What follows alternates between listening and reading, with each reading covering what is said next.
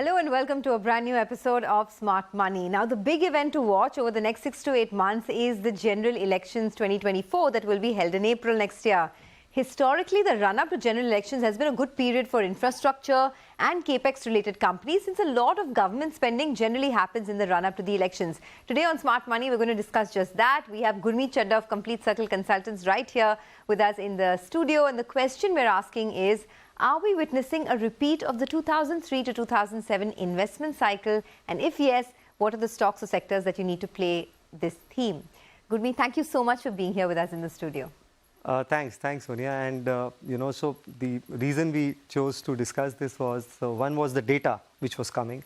And second was the on-ground feeler you get when you travel. So I've been traveling to places like Ludhiana, Nasik, Nagpur, Faridabad, NCR places. And, there's some lot of work coming to MSMEs, right, from the larger OEMs. And then we try to, collate it with data. So if you see, for example, the gross capital fixed formation is almost 30% of GDP. Now, to make it simple, this is basically the new and existing assets you add minus the what you dispose, both at government, company, and household level, which tells you that business activity is picking up. Then we figured out, we tried comparing it with 2003-7 to now. So the corporate profitability in 2003 to 7 went up from 2.5% to 5% of GDP, right? The capacity utilization went up to almost 80%. The new projects awarded by banks all went up. So if you see now, from FY20, we were 2.2% of profitability to GDP.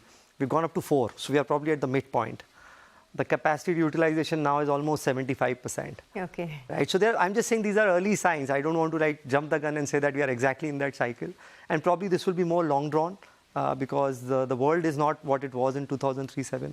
But all the trends, you see the figures coming from private players like L&T, etc., tells you that this, the investment cycle is kick-started. Started by the government, and now I think the private sector is getting into it. Yes. Okay, so let's talk about the different themes, right? And I'll just request my director to get the themes up on board because we're going to discuss some specific themes in this investment cycle.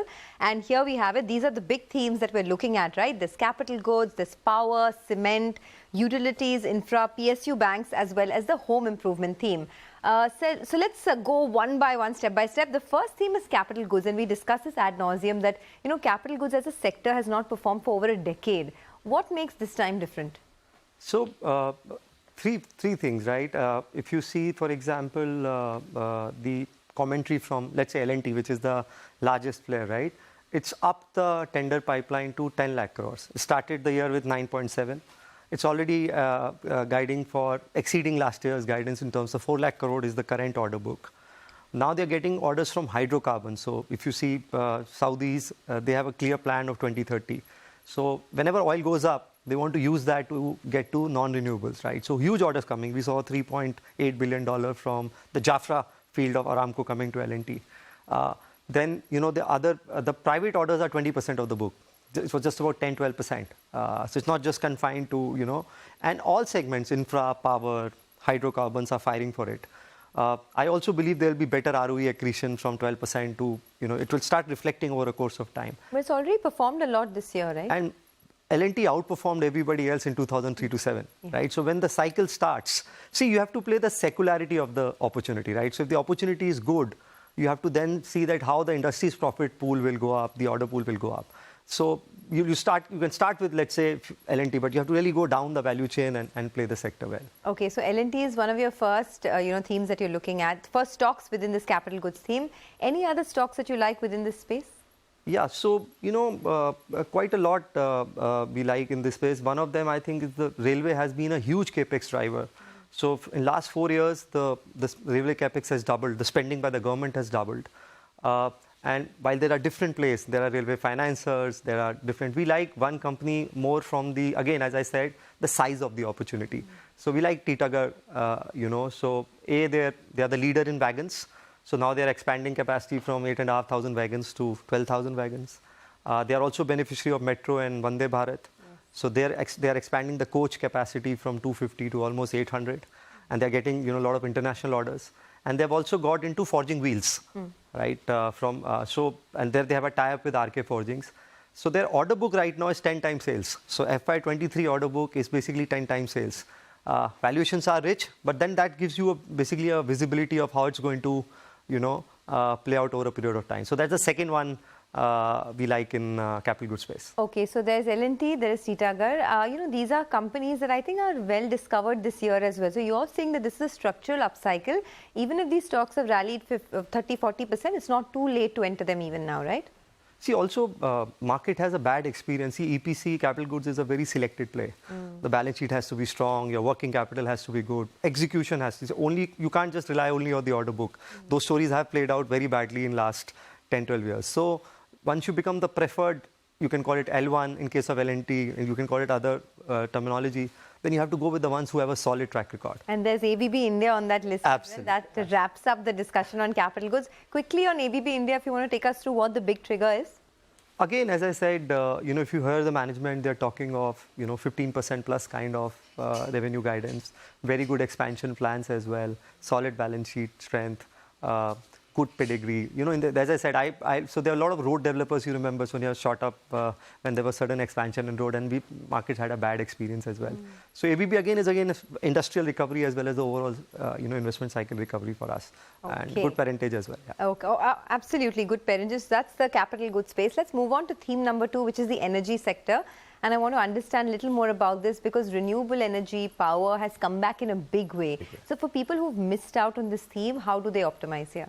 So, clear trend. So, power, I think, is a proxy to your manufacturing picking up, consumption picking up. So, if you see August numbers, we were 264 gigawatts, which is like 16% more than last year, August. If you see September first fortnight, we are 23% up on power. So, clearly, and if you see David Solomon's speech day before, he suddenly switched gears and talking of, even traditional sources of energy, secure energy. So, all that ESG thing, which plagued the sector, which made a lot of these companies, out of favor because of, traditional fossil fuel sources, are suddenly coming back. So the world is now realizing because of geopolitical tension that the path to renewable is also long drawn, right? So I think that ESG thing is probably making way for more traditional guys. And, as I said, this part has been completely ignored in portfolios. So I'm not saying you should have all this portfolio. I'm saying, but because this portfolio part is so missing in portfolios, it makes sense to add. So we like Tata Power. Integrated play from generation to transmission and all. So they have a clear goal of doubling revenues to 60,000 crores by FY25. Okay. 20 gigawatt goal on renewable energy by 2027. Solar EPC, very large player. They have like 12,000 crore revenue guidance there.